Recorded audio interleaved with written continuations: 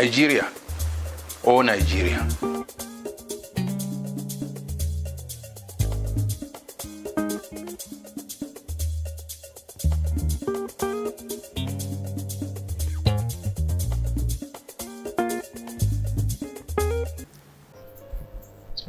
Agenda for Mr. President. This was written on the 4th of June, just barely some few days, less than a week, when the president was sworn in. So many people are hanging by the thinnest of threads. Treat people with kindness. You could be that thread. This is a quote from John Pavlovitz. The above proverbial expression, which alludes to an occasion between Damocles and King Dionysius, may define the situation between Nigerians and their president. Without a doubt, President Bola Ahmed Tinubu took the oath of office amid significant concerns expressed by many Nigerians. Apart from that, the courts are still hearing challenges to his emergence as president. He is also, so far, the only president with a minority of votes in an election in Nigeria. Every president since 1999 has got total votes that surpassed those of all opposition parties put together that contested against them. Nonetheless, whether one likes it or not,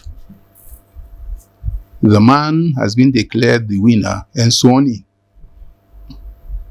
And so, he is officially Nigeria's 16th president at the moment, and the 5th in the current political dispensation.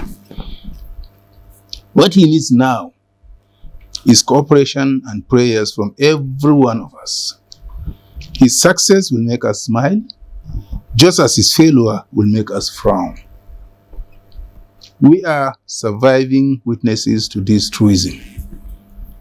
One cardinal thing President Tinubu must do is to unite the nation and make Nigerians feel a sense of belonging, as well as foster trust in the system. He must also reform our judicial system so that our courts will truly be sanctuaries of hope for both the high and the low. Due to the contentious nature of the electoral process for which he emerged, he should borrow a leaf from President Umaru Yar'Adua, who acknowledged that the election that brought him into office was fraught with irregularities and began electoral reforms, which his deputy, Dr. Goodluck Jonathan, continued after his demise. Tinubu must make sure elections are transparent and that the laws are further amended so that all electoral disputes are settled before swearing in. It makes no sense for a person whose election is before the judges to be sworn into office. Apart from the distractions such will offer, how many Nigerian judges can rule against the chief executive who can appoint or dismiss them? It is often said that the Nigerian president is the most powerful in the world. So it stands to reason that he can lean on the judges handling his case.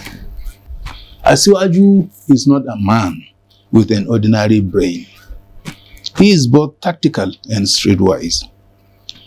Where do you place a man who successfully propped up two strong candidates in two different startup parties to reduce his major opponent's votes?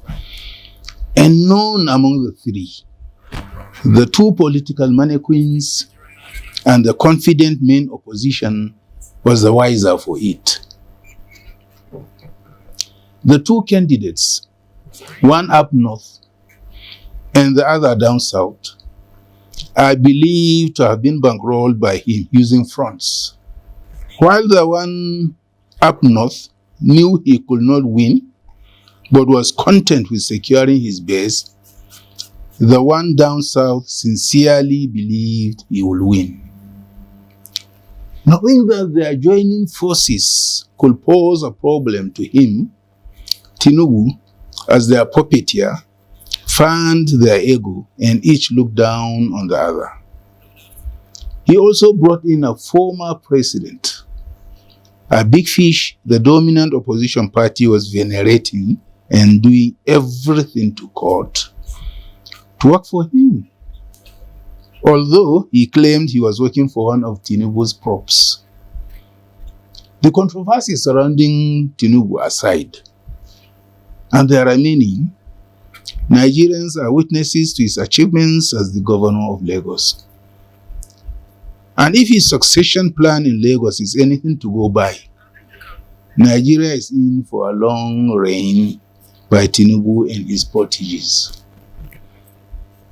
Asiwaju's politics could be a course for future students of politics, not only in Nigeria. However, one can adapt a catchphrase from the last governorship poll in Edo State. Edo no be Lagos. That is, Edo is not Lagos, where Asiwaju is the overlord and grandmaster to this scene. Nigeria no be Lagos. In the Edo election, he threw his weight behind a candidate who was beaten by the incumbent, who himself had defected to the opposition after Tinubu's party denied him a return ticket. One can also point to the last governorship poll in Osun State, where his nephew, who was the incumbent, was beaten by the dancing senator, Governor Adeleke. But I am confident the man will achieve what he set out to achieve. However, first, as we said, he must unite Nigerians, and every one of us must be given a sense of belonging. Nigerians must also feel that their government cares. We must feel secure, and those of us in bandits' enclaves must be rescued. Social amenities should also be provided, so we can see that our taxes count. He must look at the cost of governance. It is not wise to sustain two legislative chambers doing the same things, especially since ours are costly. Duplicating the American model is therefore not advisable.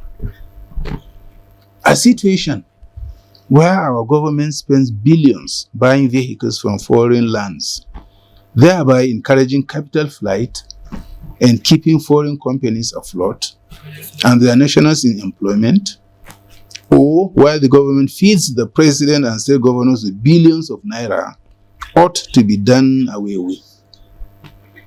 What are their salaries and allowances for? The president is now the father of all. For those who voted for and against him, for those from his part of the country or not, for those who profess the same faith as him or not, he must be fair and just to everyone.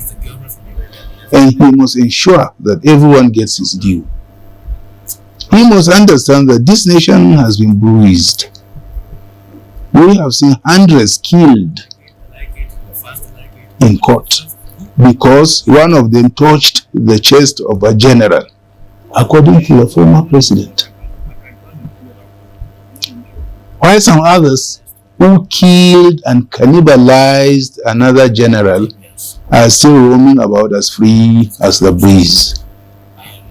Sheikh Uthman Amfodio, in his book Bayan Wujubul Hijra al-Ibad, said, a kingdom, that's a nation, can endure with unbelief, but it cannot endure with injustice. President Tinubu should mark these words. When the leader of the Muslims, Imam Ali bin Talib, appointed Malik al-Ashtar governor of Egypt in 656 AD, he charged him thus: be it known to you, O Malik, that I am sending you as governor to a country which in the past had experienced both just and unjust rule as Nigeria. Men will scrutinize your actions with a searching eye, even as you used to scrutinize the actions of those before you, and speak of you even as you spoke of them. He also exhorted him to do good and keep your desires under control, and develop in your heart the feeling of love for your people. Then he told him to forgive those who commit mistakes, even as you would like God to forgive you. In the areas of appointments, sentiment should be kept aside, as Imam Ali told Al-Ashtar to choose the best among your people and seek the company of the learned and the wise in search of solving the problems of your region, this nation. Asiwaju is unarguably the most consummate politician to have straddled our political landscape, who thirsted for power and emerged as president of Nigeria. He has no excuse not to perform. Thank you.